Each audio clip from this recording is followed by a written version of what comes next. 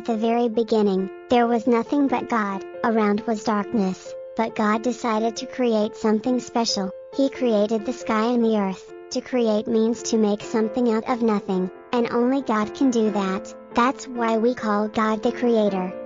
On the first day, God said, "Let there be light," and there was light. Then God separated the light from the darkness. He called the light day and the darkness night. Now day and night alternate, just as they do today. On the second day, God created a vault above the waters and called it the sky. He ensured that some water remained below on the earth, while some was in the clouds in the sky. Then God filled the space with the air we breathe today.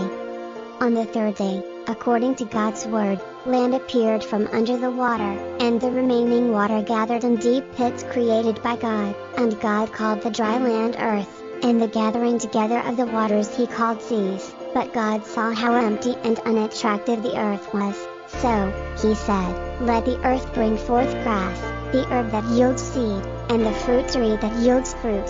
And immediately, a multitude of plants appeared. The world became colorful and beautiful. Plants produced seeds from which new plants grew. In the fruits on the trees, seeds were hidden from which new trees grew.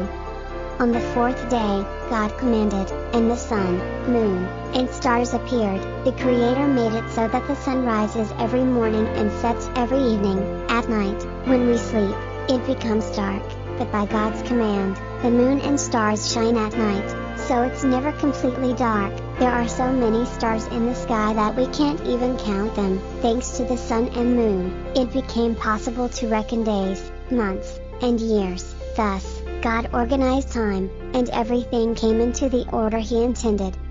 When God was creating the world, on the fifth day, He decided to add more interesting beings. He said, "Let the waters abound with an abundance of living creatures." And so it happened. God created huge whales, swift fish, and tiny creatures that we can't see without a magnifier. He filled the air with sounds and life, creating a multitude of diverse birds.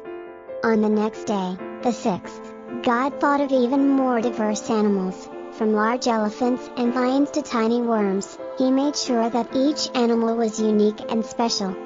Then God decided to create something special, humans. He took the dust of the earth and created the first human, whom He named Adam.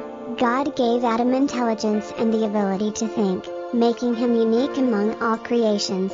God saw that Adam might feel lonely alone, so He created a woman for him named Eve. Adam and Eve lived in a beautiful place that God created and called Eden. There were rivers, fertile gardens, and numerous animals. God forbade them from eating the fruit of only one tree. Adam and Eve were happy, communicating with each other and taking care of the world they created. God saw that everything He had made was good and rested on the seventh day. Thus, people and all living beings, plants, and the world around were created by God, and God saw that it was very good. He even established the special day of rest, the seventh day, which we call Saturday, so that people could rest and think about their Creator.